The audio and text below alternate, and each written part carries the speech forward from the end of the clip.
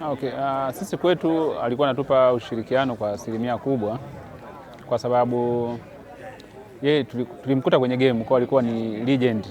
Wengi walikuwa wanamuita king kama mfalme, wengine wanamuita father kama mzazi, wengine wanamuita king. Kwa hiyo alikuwa na majina mbalimbali kutokana na nafasi yake. Kwa hiyo sisi kama wasanii tumeumia na tumepata pigo sana kwa sababu ushirikiano wake ulikuwa mkubwa kwa kila mchekeshaji ambaye alikuwa anakutana naye.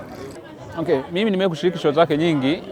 Show ya Dodoma nilikuja pia, lakini ilikuwa show ya mwisho. Mimi show ya mwisho ambayo nilifanya naye alifanya Dar. Kuna hoteli imenitoka kidogo jina, iko Sinza Mapambano pale. Alifanya show yake pale, iligongana na show ya Chekatu.